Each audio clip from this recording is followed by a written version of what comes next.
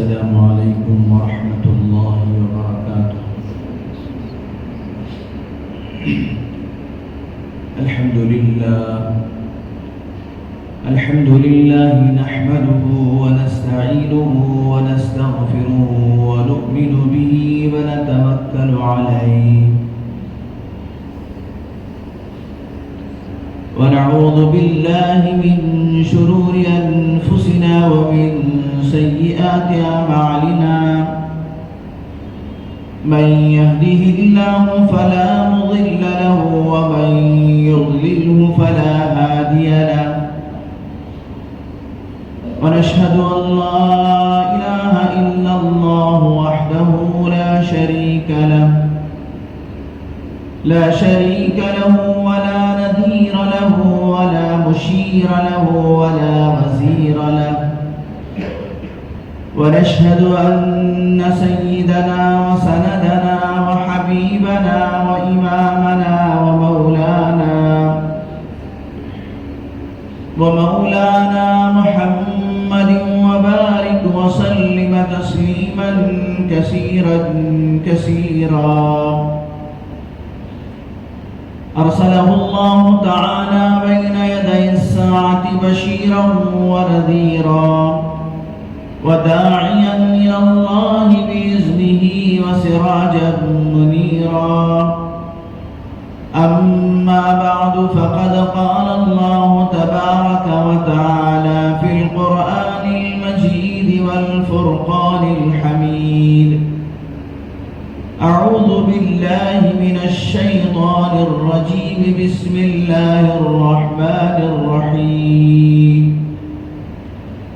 سبحان الذي يسرى بعبده ليلا من المسجد الحرام إلى المسجد الأقصى الذي باركنا حوله لنريه من آياتنا إنه هو السميع البصير. وقال تعالى: ثم دنا فتدلى فكان قاب قوسين أو أدنى فأوحى إلى عبده ما أوحى. صدق الله العظيم وصدق رسوله النبي الكريم ونحن على ذلك لمن الشاهدين والشاكرين. سبحانك لا علم لنا إلا ما علمتنا إنك أنت العليم الحكيم. رب اشرح لي صدري ويسر لي أمري واحلل عقدة من لساني يفقهوا قولي. اللهم صل على سيدنا مولانا محمد وبارك وسلم. اللهم صل على سيدنا مولانا محمد وبارك وسلم. اللهم صل على سيدنا مولانا محمد وبارك وسلم تسليما كثيرا. تمام تعریفیں، تمام بڑائیاں اور بزرگیاں خدائے رب ذوالجلال کے لیے جس کی خدائی میں کوئی شریک نہیں، وہ اکیلا پروردگار ہے، اس کا کوئی سازی اور ہمسر نہیں، اور وہ ذات ہمیشہ سے ہے، ہمیشہ رہے گی۔ ہر پل ہر لمحہ کروڑ انگنت لا تعداد درود و سلام امام الانبیاء خاتم النبیین سید المرسلین رحمت للعالمین تاجدار بطحا صاحب معراج و اسرا محمد مصطفیٰ احمد مجتبیٰ حضرت رسول پاک صلی اللہ علیہ وسلم پر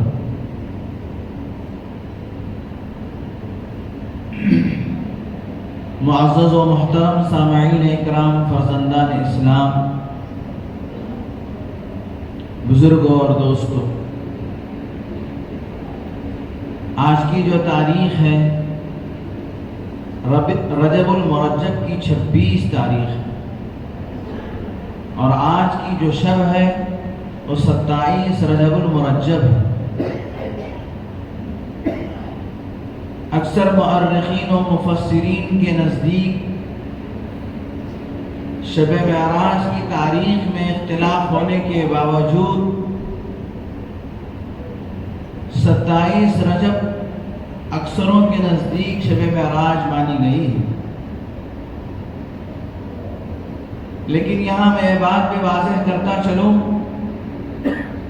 شب معراج کی کوئی عبادت مخصوص نہیں ہے،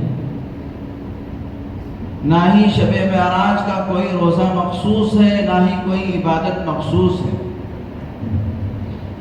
ہاں، اس 27ویں شب میں امام الانبیاء تاجدار بطحا حضرت محمد الرسول اللہ صلی اللہ علیہ وسلم کو اللہ تبارک و تعالی نے ایک ایسا بڑا معجزہ عطا فرمایا جو اپنے آپ کے اندر بڑی شان والا معجزہ ہے، بڑا نرالا معجزہ ہے۔ کسی اور نبی کو ایسا معجزہ میسر نہیں ہوا۔ معجزہ اللہ تبارک و تعالیٰ وہ اپنے نبیوں کو عطا فرماتے ہیں تاکہ وہ اس کے ذریعے سے اس زمانے کے لوگوں کو، عام انسانوں کو یہ بتا سکے کہ اے اللہ تبارک و تعالیٰ کی طرف سے اللہ تبارک و تعالیٰ نے بندوں کی رہبری و رہنمائی کے لیے انہیں بھیجا گیا ہے۔ یہ معجزہ اللہ تبارک و تعالی دیگر انبیاء علیہ السلام کو بھی بے شمار معجزات عطا فرمائے، لیکن سرکار دو عالم حضرت محمد الرسول اللہ صلی اللہ علیہ وسلم کے معجزات کی تعداد سارے نبیوں کے معجزات سے بڑی ہوئی ہے۔ محدثین نے ہزاروں کی تعداد میں آپ کے معجزات کا تذکرہ حدیث کی کتابوں میں کیے ہیں۔ آپ کے اللہ تبارک و تعالیٰ نے آپ کو بڑے بڑے معجزات عطا فرمائے تھے۔ درخت آپ کو جھک جھک کر سلام کیا کرتے تھے، پتھروں سے آپ کے لیے سلام کی آواز آیا کرتی تھی، آپ کی انگلیوں سے پانی کے چشمے ابل پڑتے تھے، آپ علیہ السلام مریل بکری پہ ہاتھ پھیر دیتے تو وہ تناور ہو جاتی اور اس کے تھن دودھ سے بھر جاتے۔ آپ کو کنکریوں نے آپ کے اشارے پہ کلمہ پڑھا ہے۔ بے شمار معجزات ہیں آپ علیہ السلام۔ ان معجزات میں 2 معجزے ایسے ہیں جو آج بھی زندہ ہیں۔ اللہ کے نبی صلی اللہ علیہ وسلم نے خود بیان فرمایا کہ 2 معجزات قیامت تک میرے 2 معجزات زندہ رہیں گے۔ ایک قرآن کا معجزہ ہے، آج بھی اس قرآن مجید کے اندر وہی تاثیر ہے۔ اللہ تبارک و تعالیٰ نے آپ صلی اللہ علیہ وسلم پر جو قرآن نازل فرمایا، کوئی آدمی سچے دل سے اس قرآن کی تلاوت کرتا ہے تو اس کا دل اس سے اثر لیے بغیر نہیں رہتا۔ قرآن کی ایک ایک آیت کے اندر اللہ تبارک و تعالیٰ نے ایسی تاثیر رکھا ہے، برسوں کا پاپی و گنہگار اور شرابی جب کوئی قرآن کی آیت اس پر اثر انداز ہوتی ہے، اسی لمحہ وہ اللہ سے توبہ کرنے پہ مجبور ہو جاتا ہے۔ حضرت فضیل ابن عیاض رحمۃ اللہ علیہ ڈاکوؤں کے سردار تھے، رات میں کسی گھر میں ڈاکہ ڈالنے کے لیے گئے، وہ چھت سے اترنا ہی چاہتے تھے، لیکن اس گھر کے کسی کونے سے قرآن مجید کی آواز آ رہی تھی، کوئی قرآن مجید کی تلاوت کر رہے تھے۔ اس آیت پر پہنچے الم یعن للذین آمنوا ان تخشع قلوبهم لذکر اللہ، کیا لوگوں کے لیے ابھی وہ وقت نہیں آیا کہ ان کے دل اللہ کے ذکر سے ڈر جائے، اللہ کے خوف سے ان کے دلوں میں کپ کپی طاری ہو جائے۔ تو حضرت فضیل ابن عیاض جو اس وقت ڈاکو تھے اور برائیوں میں مبتلا تھے، ان کے کانوں میں جیسے ہی قرآن کی آیت پڑھی، انہوں نے کہا اللہ، یعنی وہ وقت آ چکا ہے، وہ وقت آ چکا ہے۔ اس کے بعد تائب ہوئے، توبہ کیے، اللہ سے معافی مانگے، تو اولیاء کے سردار بن گئے۔ آج حضرت فضیل ابن عیاض کا نام بڑی عزت و احترام کے ساتھ لیا جاتا ہے۔ قرآن مجید کے ایسے ایسے برکات ہیں۔ بشر حافی رحمت اللہ علیہ شراب کے نشے میں جا رہے تھے، راستے میں ان کو ایک کاغذ ملا جس پر اللہ کا نام لکھا ہوا تھا۔ حضرت بشر حافی نے اس کاغذ کو اٹھایا اور آنکھوں سے لگایا، چوما اور چاٹا اور کہا یہ میرے اللہ کا نام ہے، یہ میرے اللہ کا نام ہے۔ اس کو عطر سے معطر کیا اور ایک ایسی اونچی جگہ پہ اس کو رکھ دیا کہ کسی کا ہاتھ اور کسی کا پیر اس تک نہ جا سکے۔ چنانچہ اللہ تبارک و تعالیٰ نے بشر حافی کو خواب میں بشارت سنائی، بشر حافی تم نے ہمارے نام کی عزت کی ہے، ہم بھی آپ کی عزت کو بڑھا دیں گے، ہم بھی آپ کے مقام و مرتبے کو بڑھا دیں گے۔ چنانچہ حضرت بشر حافی رحمت اللہ علیہ وقت کے بڑے اولیاء میں شمار ہوئے۔ میرے دوستو، قرآن کا زندہ معجزہ آج بھی موجود ہے۔ قرآن کو اگر کوئی آدمی سینے سے لگاتا ہے اور اس کا حقوق کو ادا کر کے پڑھتا ہے، پھر قرآن اس کی زندگی میں تبدیلی لائے بغیر نہیں رہتا۔ قرآن کے اندر اللہ تبارک و تعالیٰ نے بے پناہ اللہ نے اس کے اندر اثر رکھا ہے۔ دنیا کے بہت بڑے قاری عبد الباسط کو کون نہیں جانتا؟ قاری عبد الباسط جب قرآن کی تلاوت کرتے تو میرے دوستو ایسے محسوس ہوتا کہ قرآن ابھی نازل ہو رہا ہے، آسمان سے ابھی اتر رہا ہے۔ ان سے پوچھا گیا کہ آپ قرآن مجید کی اتنی تلاوت کرتے ہیں کہ آپ نے کبھی قرآن کا معجزہ دیکھا؟ انہوں نے روتے ہوئے کہا کہ مجھے ایک مرتبہ کمیونسٹ ملک کے اندر جانا تھا، کمیونسٹ کا مطلب یہ ہے جو اللہ کو نہیں مانتے، جو اللہ تبارک و تعالیٰ کی وجود کو نہیں مانتے۔ اس ملک کے اندر جانے کے بعد ایک اجلاس تھا، ایک جلسہ تھا، اور اس جلسے میں مجھے قرآن مجید کی تلاوت کرنا تھا۔ میں قرآن کی تلاوت کر رہا تھا، وہاں جتنے بھی کمیونسٹ بیٹھے ہوئے تھے، دہریے بیٹھے ہوئے تھے، اللہ کے وجود کا انکار کرنے والے بیٹھے ہوئے تھے۔ میں قرآن کی تلاوت سے جب فارغ ہوا تو سب کی آنکھوں میں آنسو تھے، سب کی آنکھوں میں آنسو تھے۔ یہ قرآن کا اثر تھا جو قرآن چیرتے ہوئے لوگوں کے سینوں میں گھس جاتا ہے اور ان کو اثر کیے بغیر نہیں رہتا۔ ایک یہ معجزہ ہے۔ دوسرا معجزہ کہ اللہ کے نبی صلی اللہ علیہ وسلم نے فرمایا جو حاجی حج پر جاتے ہیں، بہت سارے حجاج اکرام حج پر جاتے ہیں، حج کے واجبات میں سے ایک واجب ہے جمرات، یعنی شیطان کو کنکریاں مارنا۔ 10 ذی الحجہ کو بڑے شیطان کو کنکریاں مارے جاتے ہیں، پھر 11 اور 12 کو تینوں شیطانوں کو کنکریاں جمرات مارے جاتے ہیں۔ وہاں پر جس حاجی کا حج قبول ہو جاتا ہے، دیکھیے اللہ کا معجزہ کیا ہے، جس حاجی کا حج قبول ہو جاتا ہے وہ جب کنکری مارتا ہے شیطان کو، فرشتے اس کی کنکریاں اٹھا کر اللہ کی بارگاہ میں لے جاتے ہیں۔ میرے دوستو، اس زمانے سے جو حضرت ابراہیم علیہ السلام کے زمانے سے لے کر آج تک وہاں کنکریاں ماری جاتی ہیں، وہ کنکریاں اگر اس کو فرشتے اٹھا کر نہ لے جاتے تو آج وہاں پر پہاڑوں کا ڈھیر بن جاتا۔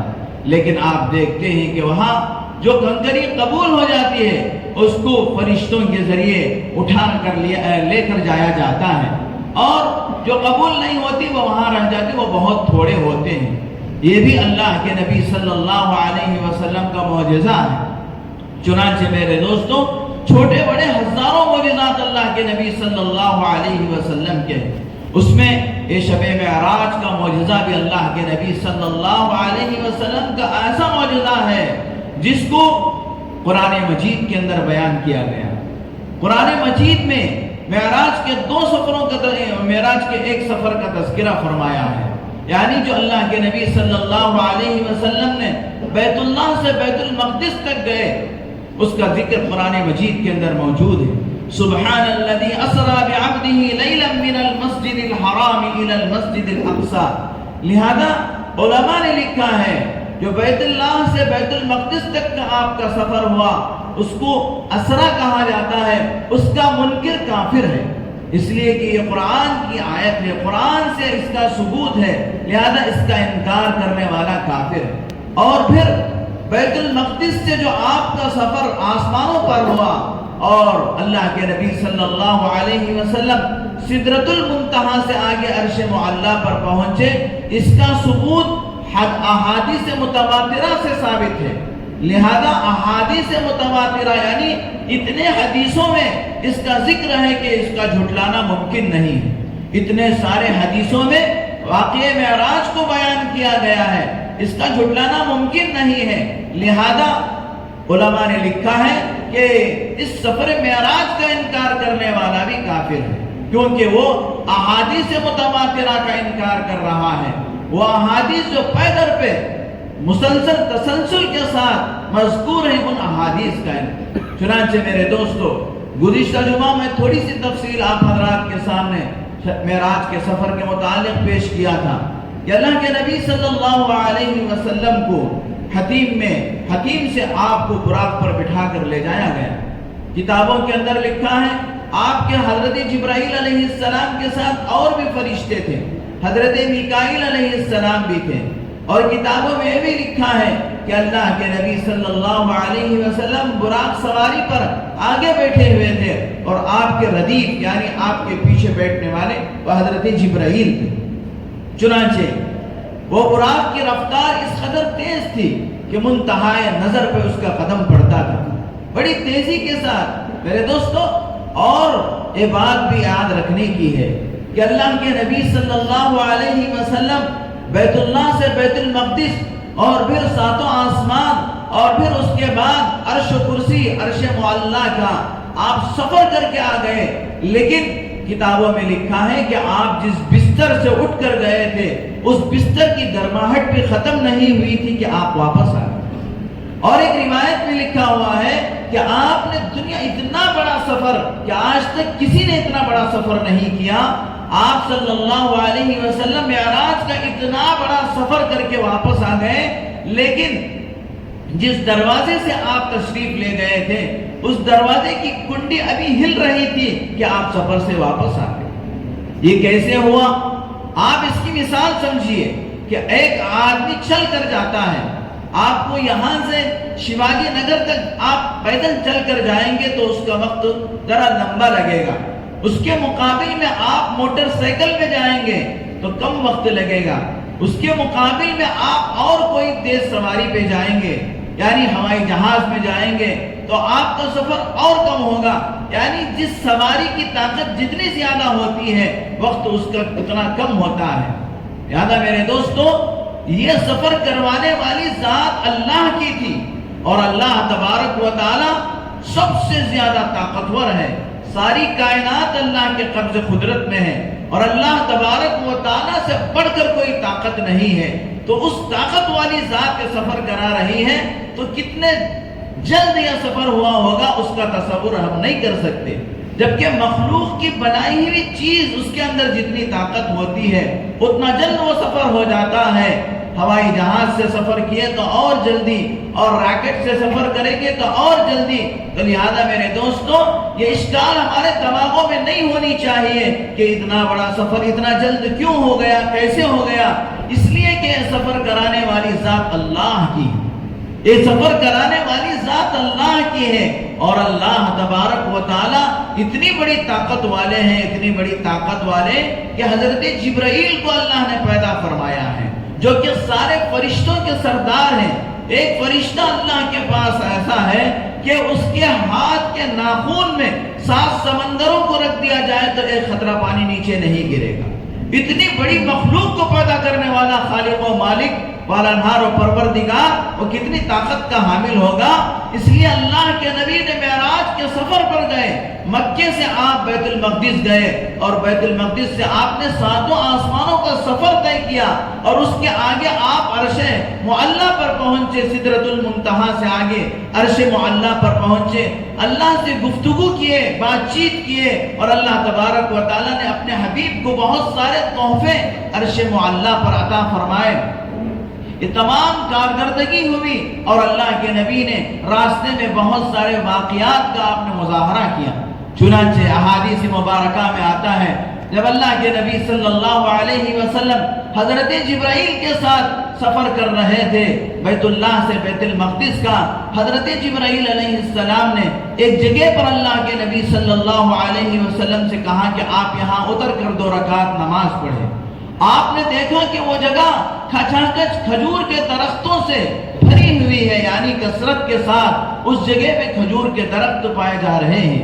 اللہ کے نبی صلی اللہ علیہ وسلم نے حضرت جبرائیل علیہ السلام سے پوچھا کہ اے جبرائیل یہ کون سی جگہ ہے؟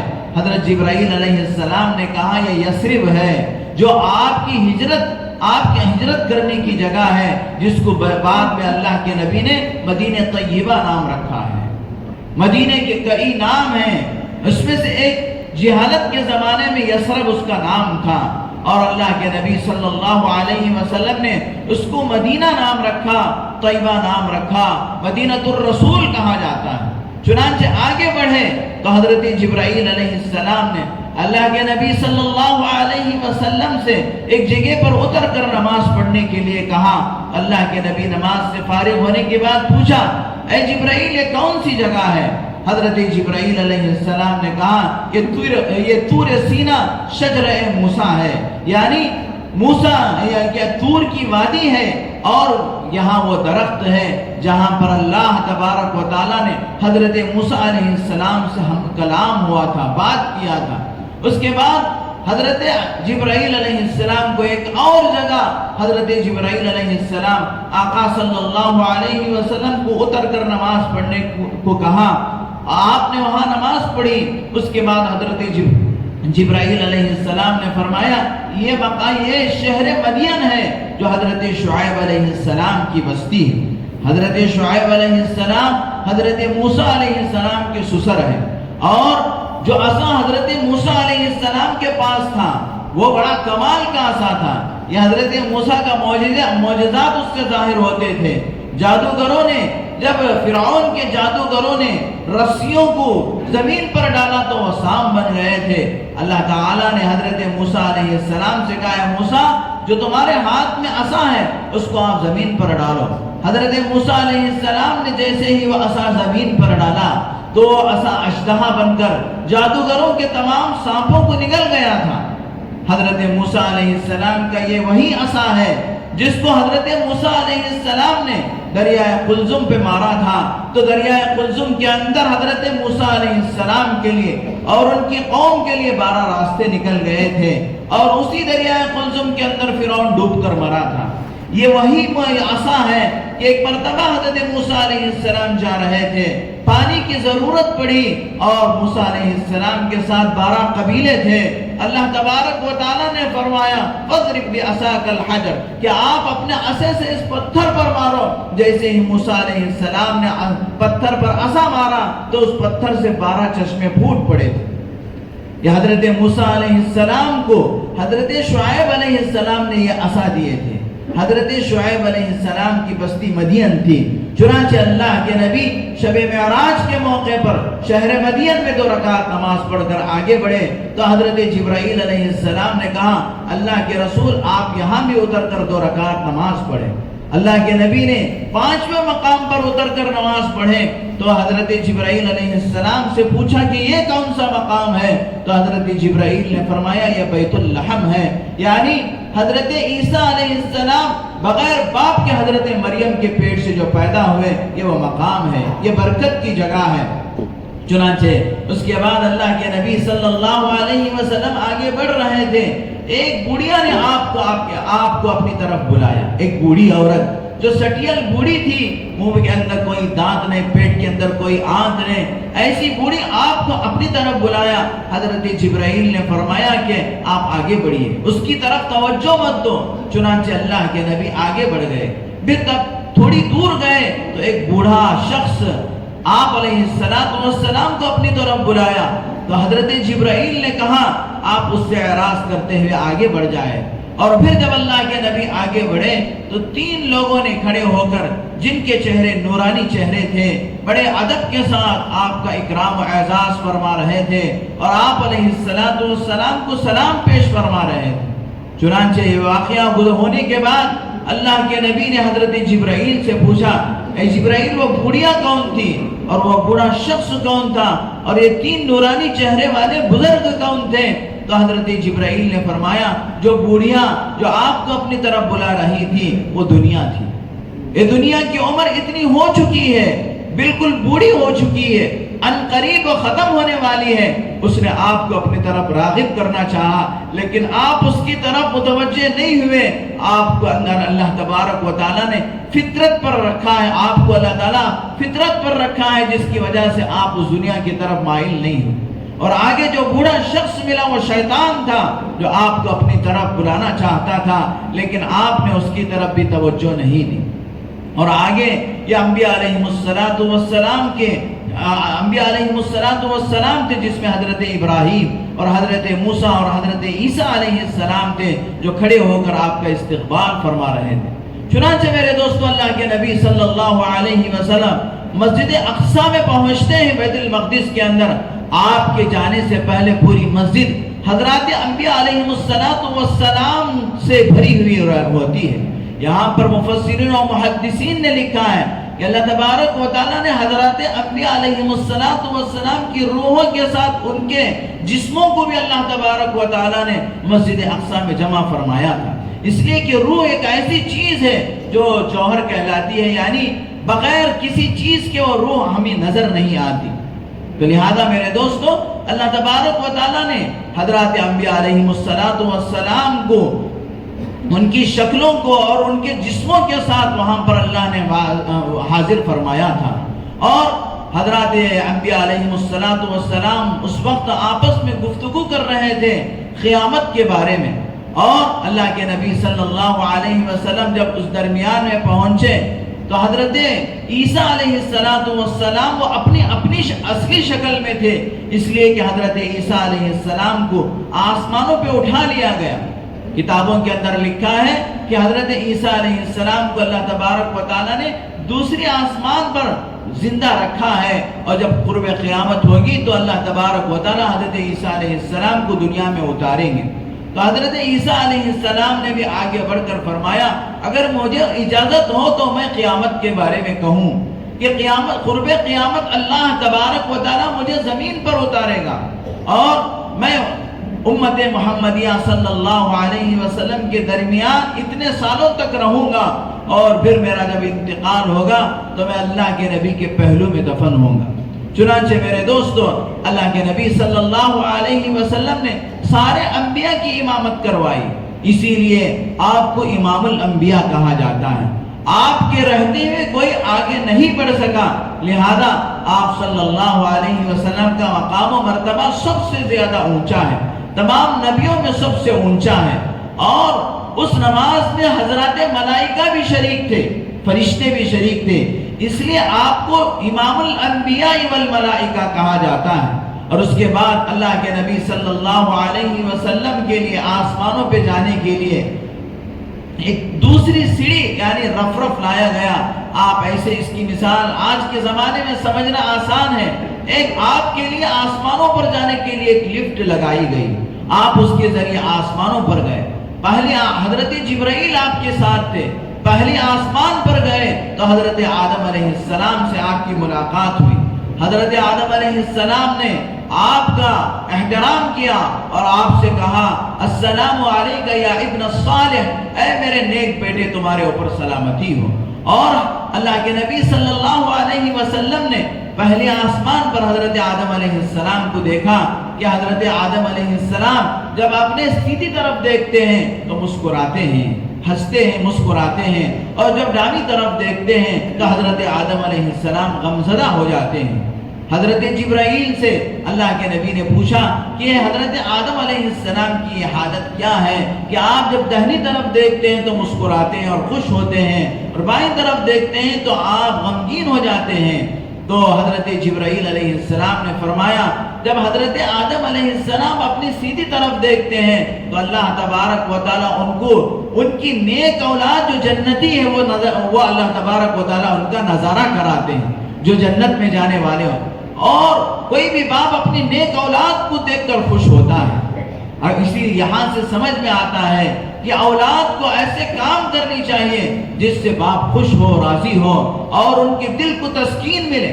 حضرت آدم علیہ السلام جب سیدھی طرف دیکھتے ہیں تو اللہ تبارک و تعالی حضرت آدم علیہ السلام کی نیک اولاد کا نظارہ کراتے ہیں، تو حضرت آدم علیہ السلام اس کو دیکھ کر خوش ہوتے، اور جب دائیں طرف دیکھتے ہیں تو حضرت آدم علیہ السلام کو ان کی وہ اولاد ان کا وہ نظارہ کراتے ہیں جو نافرمان ہیں، جو اللہ تبارک و تعالیٰ کے حکموں پہ نہیں چلتی۔ دنیا میں میرے دوستو اللہ تبارک و تعالیٰ نے ہر دو قسم کے لوگوں کو پیدا کیا ہے، لیکن حدیث پاک کے اندر آتا ہے اللہ تبارک و تعالیٰ جنت کو بنائے ہیں، اور جنت کے اوپر اللہ تبارک و تعالیٰ مکروہات کا پردہ ڈال دیے، یعنی ناپسند چیزوں کا پردہ ڈال دیے ہیں۔ اب کوئی آدمی ان چیزوں کو اپناتے ہوئے اللہ تعالیٰ، یعنی نماز پڑھنا ہے مثال کے طور پر، آدمی کو پسند نہیں آتا کہ میں اپنا دکان چھوڑ کر جاؤں اور صبح سویرے اٹھ کر میں ٹھنڈے پانی میں وضو کروں، لیکن اسی کے پردے کے پیچھے جنت ہے، اسی یا اپنے دل کو پسند نہ آنے والی چیز کے پیچھے جنت ہے۔ اللہ تبارک و تعالیٰ نے جنت کو بنا کر ایسی چیزوں سے جنت کو ڈھانپ دیا ہے بظاہر آدمی کو ناپسند لگتی ہیں، اور اللہ تبارک و تعالیٰ جہنم کو بنایا، اور جہنم کو بنانے کے بعد اس کے اوپر اللہ نے خواہشات کا پردہ ڈال دیا۔ ہر وہ چیز جو آدمی کو، یعنی گناہ جو بھی ہوتا ہے وہ آدمی کا دل اسے چاہتا ہے، اور گناہوں کی طرف آدمی کا دل بڑھتا ہے۔ جب وہ گناہوں کے پیچھے لذتوں کو پورا کرنے کے پیچھے جاتا ہے اور لذتوں کو پورا کرتا ہے، انہی لذتوں کے پیچھے جہنم چھپی ہوئی ہے۔ تو لہذا میرے دوستو حضرت آدم علیہ السلام کو پہلے آسمان پر اللہ کے نبی ملاقات کیے، دوسری آسمان پر حضرت عیسیٰ علیہ السلام اور حضرت یحییٰ علیہ السلام۔ جیسا کہ میں نے کہا کہ اللہ تعالیٰ نے حضرت عیسیٰ علیہ السلام کو زندہ اٹھا کر دوسری آسمان پر وہ واحیات موجود ہیں، یہ دونوں بزرگوں کی ملاقات ہوتی ہے، اور تیسری آسمان پر حضرت یوسف علیہ السلام سے یا اللہ کے نبی صلی اللہ علیہ وسلم کی ملاقات ہوتی ہے۔ اللہ تبارک و تعالیٰ نے سیدنا یوسف علیہ نبینا علیہ السلام کو انتہائی خوبصورتی عطا فرمایا تھا۔ کتابوں میں لکھا ہے کہ اللہ تبارک و تعالیٰ نے ساری دنیا کو جو خوبصورتی دیا ہے اس کو دو حصوں میں بانٹا ہے۔ ایک حصہ اللہ نے ساری دنیا کو دیا، اس آدھے حصے میں اللہ تعالیٰ نے آدھے حصے کی خوبصورتی میں اللہ نے پوری دنیا کو بانٹا ہے۔ اس میں آپ دیکھتے ہوں گے کتنے حسین و جمیل انسان ہیں اور کتنے حسین و جمیل پرندے ہیں، کتنی خوبصورت کیا ہے اللہ تبارک و تعالیٰ کی مخلوق ہے۔ یہ تمام کی تمام اس آدھے حصے میں سے ہیں جو کہ اللہ تبارک و تعالیٰ نے خوبصورتی کے تقسیم پر، اور آدھا حصہ اللہ نے پورے کا پورا حضرت یوسف علیہ السلام کو عطا فرمایا، یعنی اتنے خوبصورت۔ اور حدیث کی کتابوں میں بات بھی ملتی ہے کہ قیامت کے دن اللہ تبارک و تعالیٰ جب جنتیوں کو جنت میں بھیجیں گے تو جنتیوں کو اللہ تبارک و تعالیٰ حضرت یوسف علیہ السلام کی خوبصورتی عطا فرمائیں گے، اور حضرت آدم علیہ السلام کا قد عطا فرمائیں گے، حضرت داؤد علیہ السلام کی آواز عطا فرمائیں گے۔ داؤد علیہ السلام داؤد علیہ السلام جب زبور کو پڑھتے تو پرندے ان کی آواز کو سن کر کھڑے ہو جاتے تھے، دریا کا پانی رک جاتا تھا۔ کل قیامت کے دن بھی اللہ تبارک و تعالی حضرت داؤد علیہ السلام سے تلاوت کروائیں گے۔ اور میرے دوستو سب سے خوشی کی بات یہ ہے کہ جنتیوں کو اللہ تبارک و تعالی جہاں حضرت یوسف علیہ السلام کی خوبصورتی عطا فرمائیں گے، جہاں حضرت آدم علیہ السلام کا قد عطا فرمائیں گے، جہاں حضرت عیسیٰ علیہ السلام کی عمر عطا فرمائیں گے۔ عیسیٰ علیہ السلام کی جو عمر ہے سارے جنتیوں کی وہی عمر ہوگی، 23 سال کے نوجوان ہوں گے سب، نہ جب بچے ہوں گے نہ زیادہ بوڑھے ہوں گے۔ اور حدیث پاک کے اندر آتا ہے کہ جنتی کی خوبصورتی کیسی ہوتی ہے، اور ساری تفصیلات اللہ کے نبی نے احادیث میں بیان کیے ہیں۔ اور جہاں حضرت داؤد علیہ السلام کی لہن داؤدی اللہ عطا فرمائیں گے، سب سے زیادہ خوشی کی بات ہے یہ کہ اللہ تبارک و تعالی جنتیوں کو جو اخلاق عطا فرمائیں گے وہ امام الانبیاء حضرت محمد الرسول اللہ صلی اللہ علیہ وسلم کے اخلاق عطا فرمائیں گے۔ اسی لیے فرمایا جس کے اخلاق سب سے اچھے ہوں گے ترازو میں اس کے اعمال سب سے زیادہ وزنی ہوں گے۔ کل قیامت کے دن آخرت کی ترازو میں سب سے وزنی عمل وہ اخلاق ہوں گے، اس لیے کہ اللہ تبارک و تعالیٰ نے آپ صلی اللہ علیہ وسلم کو وَإِنَّكَ لَعَلَىٰ خُلُقٍ عَظِيمٍ یعنی آپ کو سب سے زیادہ بہترین اخلاق عطا فرمائے تھے۔ جو آدمی اچھے اخلاق سے اپنے آپ کو سنوارتا ہے گویا کہ وہ آپ علیہ السلام کے نقش قدم پر چلتا ہے۔ جو آدمی اخلاق کے اعتبار سے جتنا نچلا ہوتا ہے، جتنا گھٹیا ہوتا ہے، وہ اللہ کے نبی کی سفارش سے اتنا دور ہو جاتا ہے۔ چنانچہ میرے دوستوں، اللہ کے نبی صلی اللہ علیہ وسلم تیسرے آسمان پر حضرت یوسف علیہ السلام سے ملاقات کرتے ہیں۔ چوتھے آسمان پر حضرت ادریس علیہ السلام سے آپ کی ملاقات ہوتی ہے۔ پانچویں آسمان پر حضرت ہارون علیہ السلام کی ملاقات آپ سے ہوتی ہے۔ چھٹے آسمان پر حضرت موسیٰ علیہ السلام سے آپ کی ملاقات ہوتی ہے۔ ساتویں آسمان پر سیدنا ابراہیم علیہ السلام سے آپ کی ملاقات ہوتی ہے۔ حضرت ابراہیم علیہ السلام جب ساتویں آسمان پر پیارے آقا صلی اللہ علیہ وسلم سے ملاقات کرتے ہیں تو حضرت ابراہیم علیہ السلام اللہ کے نبی صلی اللہ علیہ وسلم سے فرماتے ہیں میری طرف سے آپ اپنی امت کو سلام کہہ دینا۔ چنانچہ میرے دوستوں حدیثوں میں آیا ہے جس کے پاس بھی یہ حدیث پہنچے اس کے لیے ضروری ہے کہ وہ حضرت ابراہیم علیہ السلام کے سلام کا جواب دے۔ وعلیک السلام حضرت ابراہیم علیہ السلام کہے، وعلیک السلام ابراہیم خلیل اللہ علیہ السلام، اس لیے کہ ابراہیم علیہ السلام جیسے جلیل القدر پیغمبر آپ کی امت کو سلام بھیجے۔ یہ ہمارے لیے کس قدر خوش نصیبی کی بات ہے۔ آگے حضرت ابراہیم علیہ السلام نے فرمایا آپ کی امت سے کہہ دو کہ جنت ایک چٹیل میدان ہے، جنت ایک چٹیل میدان ہے، اس کے اعمال اور اس کے پودے، اس کے محلات وہ اللہ کا ذکر ہے، وہ نمازیں ہیں، وہ قرآن کی تلاوت ہے، وہ اللہ کی یاد ہے۔ آدمی جس قدر اللہ کو یاد کرے گا، جس قدر نمازوں کا اہتمام کرے گا، جس قدر اچھے اعمال اختیار کرے گا، اسی کے بقدر اس کی جنت سجدی چلے جائے گی، اس کی جنت کے اندر پودے لگتے چلے جائیں گے، اس کی جنت میں محلات تعمیر ہوتے چلے جائیں گے اور اس کی جنت واقعتاً جنت بنے گی۔ اگر کوئی آدمی کوئی بھی عمل نہیں کرے گا تو وہ تو چٹیل میدان ہے، تو خالی ہاتھ رہ جائے گا۔ اور میرے دوستو اللہ کے نبی صلی اللہ علیہ وسلم تو شب معراج میں اور بھی بہت سارے واقعات، ان تمام کی تفصیل کے لیے بہت سارا وقت چاہیے۔ قصہ مختصر یہ ہے کہ اللہ کے نبی شب معراج سے جو امت کے لیے سب سے بڑا تحفہ لے کر آئے وہ نماز ہے۔ 50 وقت کی نماز فرض ہوئی تھی، لیکن حضرت موسیٰ نے کہا کہ اللہ کے نبی آپ کی میں ابھی قریب بنی اسرائیل سے وابستہ ہو کر آیا ہوں، بنی اسرائیل کے حالات سے واقف ہو کر آیا ہوں کہ آپ کی امت کا زمانہ بھی بنی اسرائیل سے قریب ہے، لہذا آپ کی امت 50 نمازیں نہیں پڑھ سکے گی، آپ اللہ سے کم کرا لیجئے۔ چنانچہ اللہ کے نبی صلی اللہ علیہ وسلم ایک روایت کے مطابق ہر مرتبہ آپ کے لیے 10 نمازیں کم ہوتی گئی۔ اس اعتبار سے آپ 4 مرتبہ اللہ کے دربار میں گئے، اور ایک روایت کے مطابق ہر مرتبہ 5 نمازیں کم کی گئی۔ اس اعتبار سے آپ اللہ کے دربار میں 9 مرتبہ گئے، اور یہ بھی اللہ تبارک و تعالیٰ نے اپنے محبوب کے جمال انور کو دیکھنے کے لیے اللہ تبارک و تعالیٰ نے یہ ہیلا اور بہانہ بنایا کہ اس بہانے سے میرے محبوب میرے پاس آتے رہے، میں آپ کا دیدار کرتا رہوں۔ چنانچہ میرے دوستو 5 نمازیں باقی رہ گئے۔ حضرت موسیٰ علیہ السلام کے پاس آئے، حضرت موسیٰ نے پوچھا کہ کتنی نمازیں ہیں؟ 5 نمازیں۔ حضرت موسیٰ نے کہا آپ کی امت کے اکثر لوگ یہ 5 نماز بھی نہیں پڑھیں گے۔ واقعی میرے دوستو کیا ہم اللہ کے نبی صلی اللہ علیہ وسلم نے فرمایا اب مجھے اللہ کے پاس جانے شرم آتی ہے کہ اللہ نے مجھے کہا کہ اے محمد آپ کو تو ہم نے 5 نمازیں دی ہیں لیکن اس کا ثواب 50 کے برابر ہے، اس لیے کہ ہم جب کوئی فیصلہ کرتے ہیں تو فیصلے کو نہیں بدلتے۔